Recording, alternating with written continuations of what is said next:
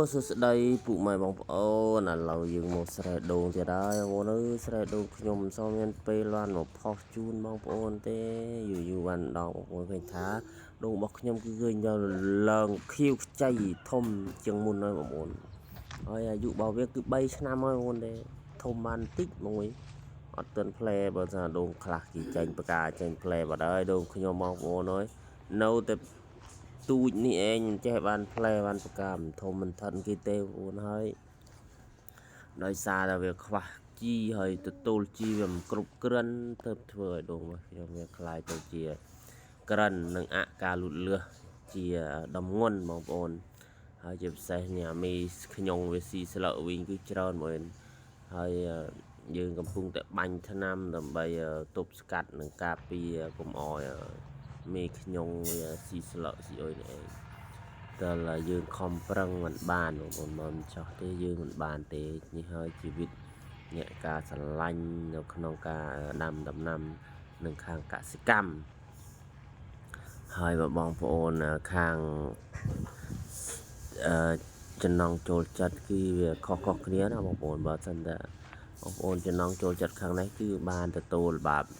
នឹងការស្រឡាញ់ការដាំដុះដូច្នេះហើយគឺការដែលដាំចេះគឺមិនមែនងាយទេបងប្អូនមិនមែនមួយថ្ងៃឬក៏មួយខែពីរខែបានទទួលផលទេបងប្អូនគឺត្រូវប្រើពេលវេលាយ៉ាងយូររបស់ខ្ញុំគឺយូរហើយបងប្អូនដោយសារតែយើងអត់បានមើលថែ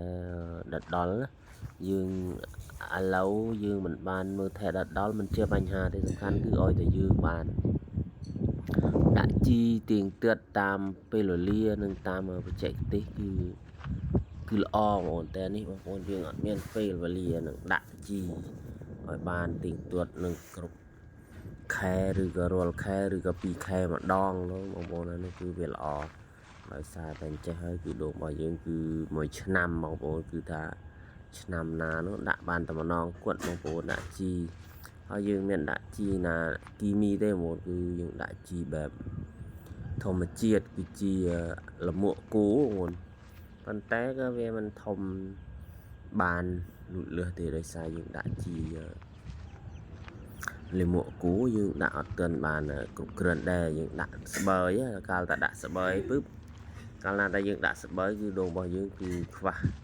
ជាតិសារជាតិចិញ្ចឹមនិងសារជាតិជំនួយឫសនិងជំនួយស្លឹកបងប្អូនដូច្នេះហើយធ្វើដូងរបស់យើងគឺអការលូតលាស់ហើយមួយកម្លាកមើលតែស្លឹកទៅដឹងហើយអាណាដែលយើងដាក់ជីទៅបានវាបានបឺតបានជក់បានទៅវាមានស្លឹកចេញខៀវបងប្អូនអាកន្លែងណាដែលវាមានជាតិជីទៅវាលូតលាស់មកខែណាដែលវាលូតលាស់មកទទួលបានជីវាក៏ពឺខៀវបងប្អូនអាកន្លែងណាដែលវាអត់បានទទួលបឺតជីទេគឺស្លឹកដូងរបស់វាគឺពឺលឿងបងប្អូនគឺអត់ល្អទេ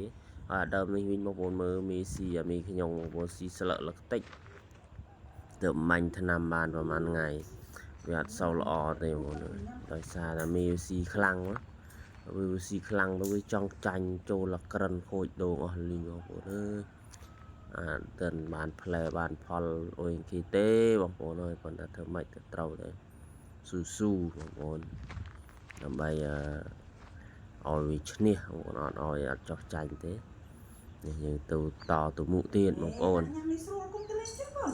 ដើមខ្លះក៏ខៀវដើមខ្លះក៏លឿងបងប្អូនកំពុងតែធ្វើកែប្រែវិធីសាស្ត្រមួយដើម្បីដាក់ឲ្យវាធំឲ្យវាលូតលាស់លឿនបងប្អូនឃើញថាវាមិនសូវស្ទុះប្រហែលទេបងប្អូនអើយដូចជាលំបាកបន្តិចហើយព្រោះយើងដាំនៅកណ្ដាលវាលស្រែហ្មងអើយបើយើងដាំដីបែបតាមដប់តាមព្រៃដីគឹះថ្មីអើយបងប្អូនអើយគឺថាល្អ100%ប៉ុន្តែនេះយើងណាមួយយើងមកពីយើងដាក់ជីវាមិនគ្រប់គ្រាន់ដែរបើយើងដាក់ជីគ្រប់គ្រាន់គឺល្អដោយសារតែយើងដាក់ជីមិនគ្រប់គ្រាន់ទៅធ្វើបណ្ដាលឲ្យដូងរបស់យើងគឺក្រិនហើយក្រិនតែក្រិនហើយបងប្អូនគឺពិបាកណាស់នេះថាឬវាមិនស្ទុះវាមិនអាចស្ទុះស្ទាបានដូច្នេះហើយក៏ដល់បងប្អូនណាមានបច្ចេកទេសណាល្អជួយចែករំលែកគ្នាទៅវិញទៅមកណាបងប្អូនខ្ញុំក៏មិនមានអីទេខ្ញុំជាអ្នកដៃថ្មីការដាំដំណាំដៃថ្មីដូចគ្នាវីដេអូរបស់ខ្ញុំមានអីច្រើនទេបងប្អូនប៉ុណ្ណេះឯងបាទអរគុណជម្រាបលា